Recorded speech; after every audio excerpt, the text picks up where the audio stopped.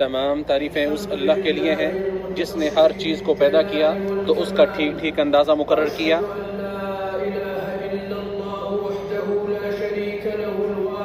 جس نے اپنے علم اور رحمت سے ہر چیز کا احاطہ کر رکھا ہے،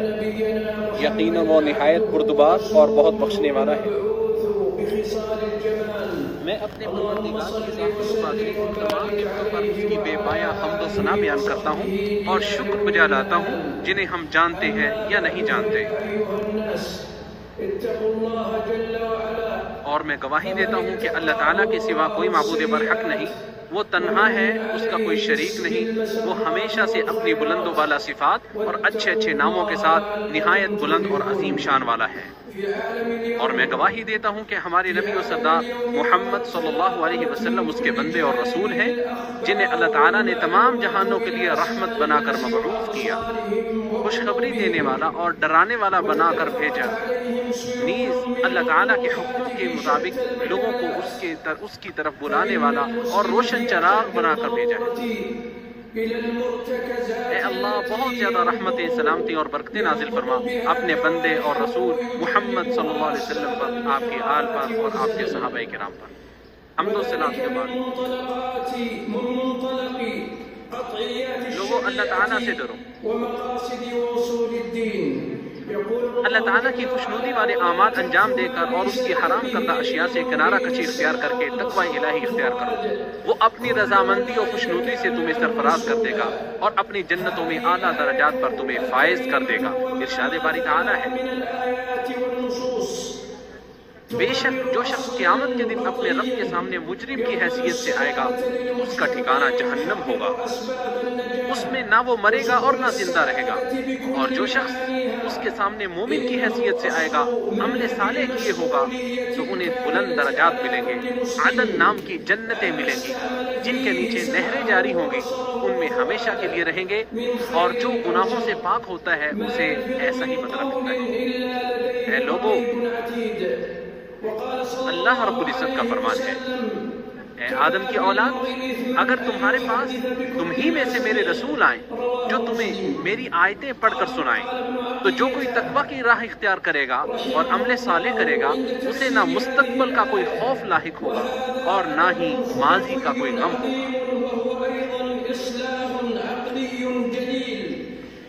اے اولاد آدم، اللہ تعالیٰ نے تمہیں ایک ذی شان مقصد اور عظیم کام کے لیے پیدا کیا ہے۔ آسمان و زمین جسے اٹھانے سے دستبردار ہو گئے اور اس کے حق کے ادائیگی سے ڈر گئے کہ کہیں اس کے ضائع ہو جانے سے عذاب میں مبتلا نہ ہو جائے یا اس میں کمی و کوتاہی کی صورت میں ملامت اور سرزنش کے سزاوار نہ ٹھہرے اور اس میں کوتاہی برتنے کے سبب کہیں حساب و کتاب اور عذاب الہی کا سامنا نہ کرنا پڑ جائے۔ تو سن لیجئے، یہ عظیم الشان چیز احسان کے ساتھ اللہ تعالیٰ کی عبادت کرنا، اللہ تعالیٰ کی شریعت کے ذریعے زمین میں اصلاح کرنا اور ظلم و زیادتی اور محرمات سے اجتناب کرنا ہے، جیسا کہ ارشاد باری تعالیٰ ہے۔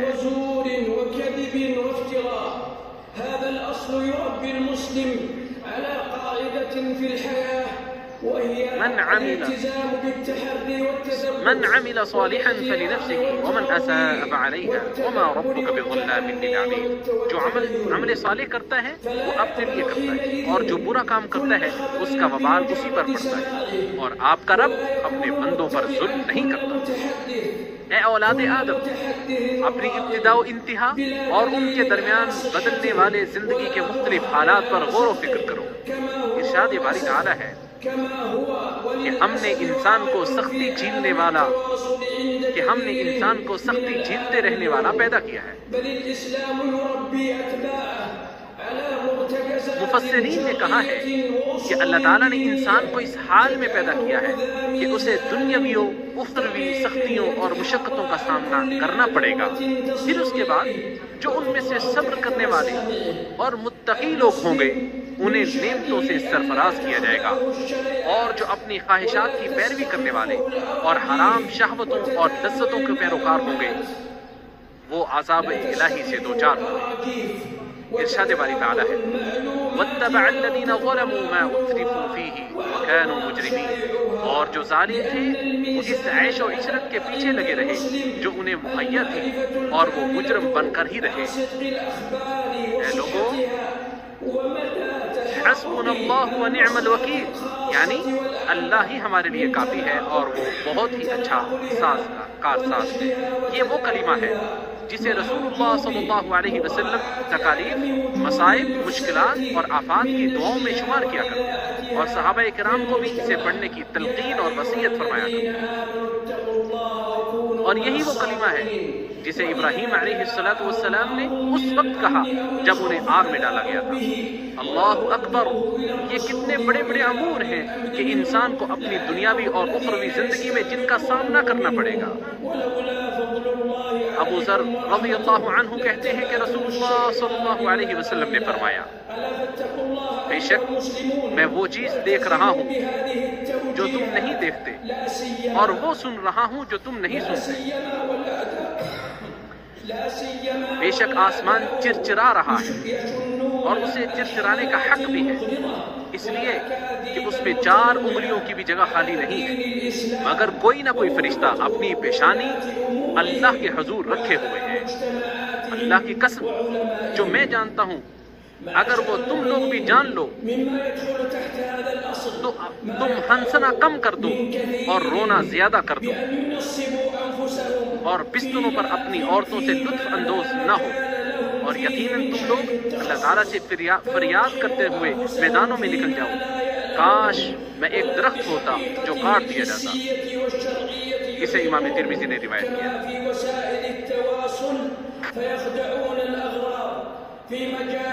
دنیاوی زندگی کے بعد ہر انسان سے قبر میں سوال ہوگا، جیسا کہ انس رضی اللہ تعالی عنہ بیان کرتے ہیں، رسول اللہ صلی اللہ علیہ وسلم نے ارشاد فرمایا،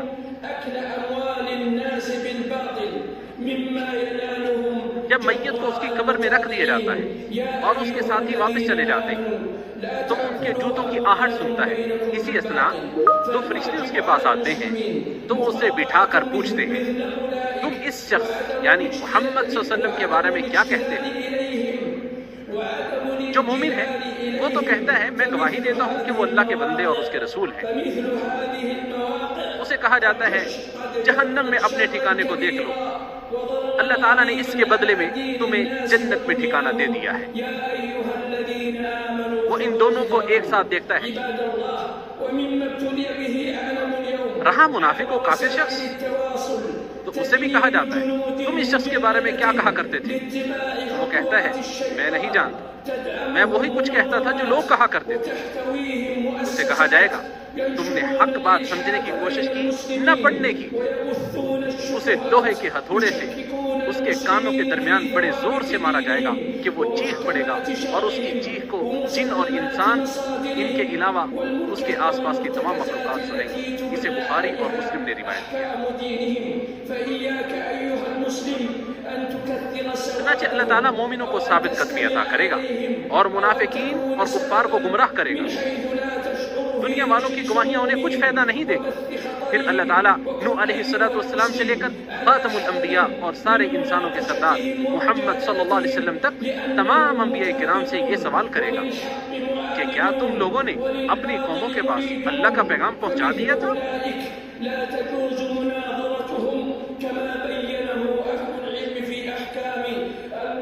جیسا کہ ارشاد باری تعالیٰ ہے فَكَيْفَ إِذَا جِئْنَا مِن كُلِّ أُمَّةٍ بِشَهِيدٍ وَجِئْنَا بِكَ عَلَى هَؤُلَاءِ شَهِيدًا يَوْمَئِذٍ يَوَدُّ الَّذِينَ كَفَرُوا وَعَصَوُا الرَّسُولَ لَوْ تُسَوَّىٰ بِهِمُ الْأَرْضُ وَلَا يَكْتُمُونَ اللَّهَ حَدِيثًا۔ بس کیا حال ہوگا جس وقت کہ ہر امت میں سے ایک گواہ ہم لائیں گے اور آپ کو ان لوگوں پر گواہ بنا کر لائیں گے، جس روز کافر اور رسول صلی اللہ علیہ وسلم کے نافرمان آرزو کریں گے کہ کاش انہیں زمین کے ساتھ ہموار کر دیا جاتا اور اللہ تعالیٰ سے کوئی بات نہ چھپا سکیں گے۔ اور اللہ تعالیٰ نے مزید ارشاد فرمایا اور انہیں ٹھہرا لو اس لیے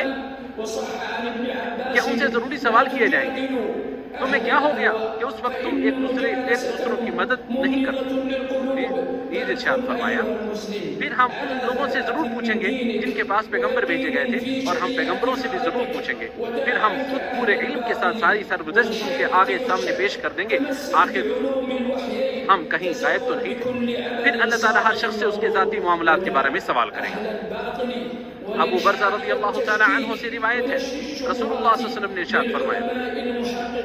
قیامت کے دن کسی شخص کے قدم اس وقت تک اپنی جگہ سے نہ ہٹ سکیں گے جب تک اس سے پوچھ نہ لیا جائے اس کی عمر کے بارے میں کہ اس نے اسے کن چیزوں میں گزارا، اس کے علم کے بارے میں کہ اس نے اسے کن چیزوں میں استعمال کیا، اس کے مال کے بارے میں کہ اس نے کہاں سے کمایا اور کہاں خرچ کیا، اور اس کے جسم کے بارے میں کہ اسے کن چیزوں میں کھپایا۔ اسے امام ترمذی نے روایت کیا ہے اور اسے حسن صحیح کہا۔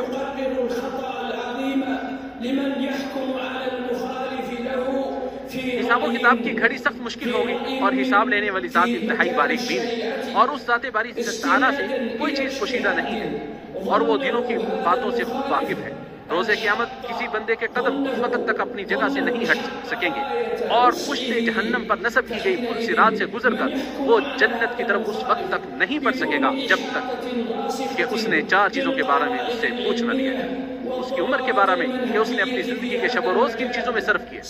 اگر وہ اپنے رب کو سچائی سے جواب دے دیتا، اصلاح اور توبہ کر لیتا ہے تو اللہ تعالیٰ اس کی توبہ کو قبول کر لے گا، اسے اپنی رحمت سے ڈھانپ لے گا اور اپنی جنت میں داخل کرے گا۔ اور جو شخص ان 4 چیزوں کے بارے میں جواب دینے میں اللہ تعالیٰ کے سامنے جھوٹ بولے گا تو اللہ تعالیٰ بھی اسے جھٹلا دے گا، اور خود اس کے اعضاء و جوارح اس کے خلاف گواہی دیں گے۔ ارشاد باری تعالیٰ ہے، اور جس دن اللہ تعالیٰ کے دشمن دوزخ کی طرف پھانکے جائیں گے تو وہ روک لیے جائیں گے، یہاں تک کہ جب وہ اس کے پاس آ پہنچیں گے تو ان پر ان کے کان اور ان کی آنکھیں اور ان کی کھالیں گواہی دیں گی جو کچھ وہ کیا کرتے تھے۔ اور جو شخص اللہ رب العالمین کو جواب دینے میں جھوٹ گڑے گا تو اللہ رب العزت اس کے ان 4 حالات میں کیے گئے اعمال کے ذریعے اس کا جھوٹ ثابت کر دے گا، پھر اسے آگ میں ڈال دیا جائے گا، جیسا کہ ارشاد باری تعالیٰ ہے۔ اس دن انسان کو بتا دیا جائے گا کہ وہ کیا لایا اور کیا چھوڑ کر آیا۔ اور ارشاد باری تعالیٰ ہے، اے انسان تو اپنے رب کے پاس پہنچنے تک کام میں کوشش کر رہا ہے، پھر اس سے جا ملے گا، پھر جس کا نامہ اعمال اس کے دائیں ہاتھ میں دیا گیا تو اسے آسانی کے ساتھ حساب لیا جائے گا اور وہ اپنے اہل و عیال میں خوش واپس آئے گا، لیکن جس کو نامہ اعمال پیٹھ پیچھے دیا گیا تو وہ موت کو پکارے گا اور دوزخ میں داخل ہوگا، بے شک وہ اپنے اہل و عیال میں بڑا خوش و خرم تھا۔ اللہ تعالیٰ میرے لیے اور آپ سب کے لیے قرآن عظیم کو باعث برکت بنائے، رسولوں کے سردار محمد صلی اللہ علیہ وسلم کی ہدایت اور ان کی سچی سیدھی باتوں سے ہمیں نفع پہنچائے۔ یہی کہتے ہوئے میں اپنے اللہ سے اپنے لیے اور آپ سب کے لیے مغفرت طلب کرتا ہوں، آپ بھی اس سے مغفرت طلب کریں، بے شک وہ بہت زیادہ معاف کرنے والا اور رحم کرنے والا ہے۔ تمام تعریفیں اللہ کے لیے ہیں جو تمام جہانوں کا رب ہے، جو بڑا مہربان ہے، نہایت رحم کرنے والا ہے اور جزا و سزا کے دن کے مالک ہے۔ میں اس کی حمد و ثنا بجا لاتا ہوں اور اس کے ظاہری فضل پر اس کا شکر ادا کرتا ہوں، اور میں گواہی دیتا ہوں کہ اللہ تعالیٰ کے سوا کوئی معبود برحق نہیں، وہ تنہا ہے، اس کا کوئی شریک نہیں، وہ زبردست طاقت والا ہے، اور میں گواہی دیتا ہوں کہ ہمارے نبی و سردار محمد صلی اللہ علیہ وسلم اس کے بندے اور امانت دار رسول ہیں۔ اے اللہ تو اپنی رحمتیں اور برکتیں نازل فرما اپنے بندے اور رسول محمد صلی اللہ علیہ وسلم پر، ان کے اہل و عیال پر اور ان کے تمام اصحاب پر۔ حمد و صلات کے بعد اے لوگو اللہ تعالیٰ سے ڈرو جیسے اس سے ڈرنے کا حق ہے، اور دین اسلام کے مضبوط کڑے کو تھام لو۔ جو شخص اس کے تقویٰ کو لازم پکڑ لیتا ہے وہ بامراد ہو جاتا ہے اور ہر قسم کے شرور و فتن اور ہلاکت خیزیوں سے محفوظ رہتا ہے۔ ارشاد باری تعالیٰ ہے، اللہ تعالیٰ کا مومنوں پر یقیناً یہ احسان ہے کہ اس نے ان کے لیے انہی میں سے ایک رسول بھیجا جو اس کی آیتوں کو ان پر تلاوت کرتا ہے اور انہیں پاک کرتا ہے اور انہیں کتاب و حکمت کی تعلیم دیتا ہے، اور اس سے پہلے وہ کھلی گمراہی میں تھے۔ اور یہ کہ بے شک یہی میرا راستہ ہے سیدھا، بس اس پر چلو اور دوسرے راستوں پر نہ چلو کہ وہ تمہیں اس کے راستے سے جدا کر دیں گے۔ یہ ہے جس کا تاکیدی حکم اس نے تمہیں دیا ہے تاکہ تم بچ جاؤ۔ اے اللہ اسلام اور مسلمانوں کو غلبہ نصیب فرما، کفر اہل کفر کو ذلیل و رسوا فرما، دین اسلام کے دشمنوں کو نیست و نابود کر دے۔ اے اللہ تو ہر جگہ اپنے دین، اپنی کتاب اور اپنے نبی کی سنت کی نصرت و تائید فرما۔ اے اللہ تو ہمیشہ کے لیے بدعتوں کو ذلیل و رسوا کر دے جو کہ تیرے دین کے منافی ہیں۔ اے اللہ تو ہمیں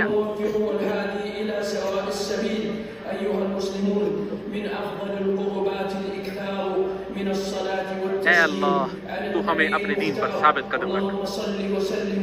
اے اللہ تو مسلمانوں سے ان کے مصائب اور تکلیف کو دور کر دے اور اہل فلسطین سے ابتلا و آزمائش اور مشکلات کا ازالہ فرما۔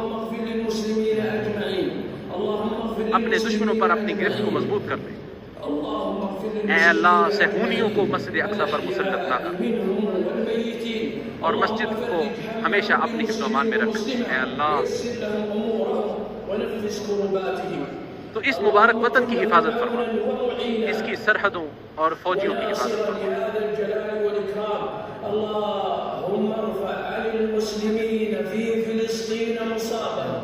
اے اللہ اس کی سرحدوں اور فوجیوں کی حفاظت فرما، کفار شریر لوگوں اور فاجروں کی شرانگیزیوں اور سازشوں سے اس کی حفاظت فرما۔ اے اللہ ہمارے اور مسلمانوں کے فوج شدگان کی بخشش فرما۔ اے اللہ غم زدہ لوگوں کے غموں کو دور فرما، قرض داروں کے قرض دور کرنے میں ان کی معاونت فرما، ہمارے اور مسلمانوں کے بیماروں کو شفا عطا فرما۔ اے اللہ ہمیں اور ہماری اولادوں کو انسان اور جنات، شیاطین، سرکشوں اور جادوگروں سے محفوظ رکھنا۔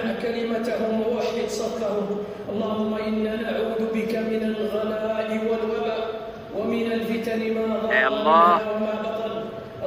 تو خادم حرمین شریفین اور ان کے ولی عہد کو اپنے پسندیدہ کاموں کی توفیق عطا فرما، اور ایسے کاموں کی بھی جن میں ملک کی خیر خواہی اور بھلائی مضمر ہو، اور ہر نیک کام میں ان کی مدد فرما۔ اے اللہ اے ہمارے رب